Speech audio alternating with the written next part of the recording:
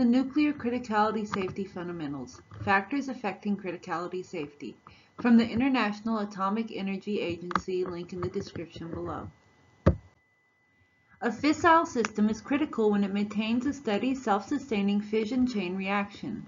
Of the several neutrons produced by a single fission, an average of one leads to a new fission, so that the neutron population remains statistically constant with time.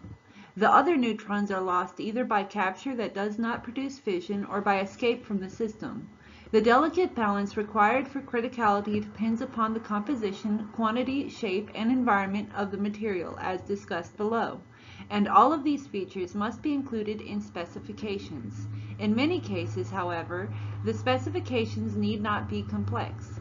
For example, composition and critical mass or critical volume serve the purpose for a water-reflected sphere. One factor of importance is the leakage from the system of neutrons that could otherwise produce fissions. The leakage depends on the shape, size, and composition of the system and on the neutron reflecting properties of surrounding materials. For example, it is possible to specify solution dimensions such as pipe diameters with large surface area to volume ratios to provide sufficient leakage, thereby preventing a chain reaction regardless of the quantity of fissionable material contained. If the container is encased in a cooling jacket or is near other process equipment or structural materials, its dimensions must be less than they could be were no neutron reflector proximate. In the treatment presented here, it is assumed that natural water, concrete, graphite, and stainless steel are typical reflector materials. Although more effective materials are known, heavy water and beryllium as examples, they are not common in processing plants. The value of critical mass is sensitive to the presence of neutron moderating elements such as hydrogen and water mixed with fissionable isotope.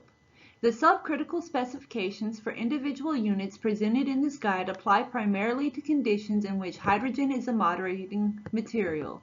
The hydrogen concentration is often expressed as the atomic ratio of hydrogen to fissionable atoms, which may range from 0 for metal to several thousand for a dilute solution.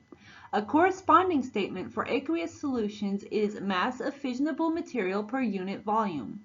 Over the concentration range, the critical mass may vary from a few tens of kilograms through a minimum of a few hundred grams to unlimited quantities in very dilute solutions in which neutron absorption by hydrogen makes criticality impossible. In this latter case, subcriticality is assured by the chemical concentration alone. In general, the critical mass of a fissionable material associated with a moderator is minimal when the two are intimately mixed, as for example in an aqueous solution. Uranium containing only a few percent 235 uranium is an example of an exception to this generalization. The critical mass of a heterogeneous assembly of slightly enriched uranium and water is less than the critical mass of uranium of that quality when mixed homogeneously with water in the same overall proportion. This behavior is a consequence of the absorbing properties of 238 uranium for neutrons having an energy of a few electron volts, a property called resonance absorption. When the uranium is latticed properly, there is a greater probability of neutron energy degradation from the high energy at which neutrons are produced by fission to less than that at which 238 uranium is strongly absorbing. The neutrons therefore escape the 238 uranium resonance absorption, and the probability of the escape is a measurable and calculable property of such lattices. The maximum 235 uranium enrichment of the uranium at which latticing can reduce the critical mass is estimated between 5 and 7% weight 235 uranium. Consideration of a special case of the difference between heterogeneous and homogeneous arrays of uranium of low 235 uranium content illustrates a useful nuclear safety specification. Although rods of natural uranium metal of appropriate diameter can perhaps be carefully arranged in natural water at a lattice spacing such that the array would be critical, the quantity required would certainly be large. Homogeneous mixtures of natural uranium and water in any proportion, however, cannot be made critical for the reasons stated previously.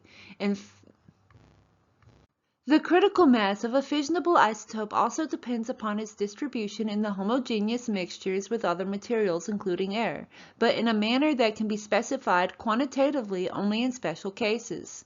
Generally, the critical mass increases as the density decreases, other parameters being constant. The critical mass of a sphere of 239 plutonium metal, for example, is less than that of a spherical volume of dry 239 plutonium filings or chips, and the critical mass of 235 uranium in any aqueous solution is greater than that of a homogeneous aqueous slurry of high-density uranium-oxygen of the same hydrogen 235 uranium ratio, because the density of 235 uranium in the solution is less. The use of neutron-absorbing materials such as cadmium and boron distributed within the fissionable material can render an otherwise critical system safely subcritical. Vigilance must be exercised to avoid unexpected loss of the absorber or its prescribed distribution, e.g. by corrosion or physical displacement. Solid absorbers may be included in the construction and assembly of equipment, or solutions of neutron absorbers may be added to process streams. However, administrative controls are required to assure the continued presence and intended distribution of the neutron absorber. Not all uses of neutron absorbers result in a greater degree of subcriticality. For example, placing neutron-absorbing materials on the outside of a vessel containing fissionable materials. If a vessel surrounded by a thin layer of cadmium is in turn surrounded by water, the cadmium is very effective in increasing the mass required for criticality. In the absence of the external water, however, the cadmium will decrease the critical mass because the cadmium, being a scatterer as well as an absorber of neutrons, will serve as a partial neutron reflector. The nitrogen of a nitrate solution, often used in chemical processing, and the 240 plutonium present as an impurity in plutonium solutions are examples of absorbers commonly present. However, in processes with plutonium containing little or no hydrogen or other moderating nuclei, where the neutrons of the chain reaction are essentially fast, high energy, 240 plutonium is not as effective as a neutron absorber as it is at lower neutron energies. Little reliance should be put upon it under these conditions. Small amounts, about 2% of 241 plutonium, an isotope radially fissionable by thermal neutrons, should not be ignored but may be treated as 239 plutonium. For larger amounts of 241 plutonium, where the 240 plutonium exceeds the 241 plutonium, the results will be conservative if the 241 plutonium is treated as 239 plutonium. The preceding comments have referred to individual units. The effects, however, of the mutual exchange of neutrons between subcritical units in a process or storage area must be considered in order to assess the nuclear safety of the system as a whole. Adequate separation criteria must be established for such units. The precautionary measures taken to ensure the integrity of the spacing should receive careful attention, both in the design of plant facilities and in the storage of transport units.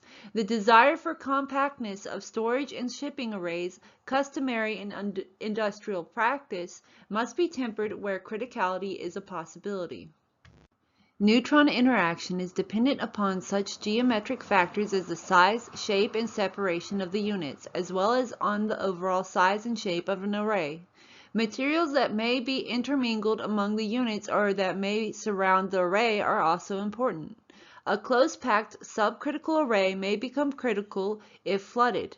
Conversely, a flooded subcritical array may become critical if the water is removed, since the water, as a neutron absorber, may prevent neutron coupling of the units. An array subcritical when reflected by water may become critical when reflected by concrete. These are some of the factors that must be recognized in establishing safe separation criteria for handling of fissionable materials.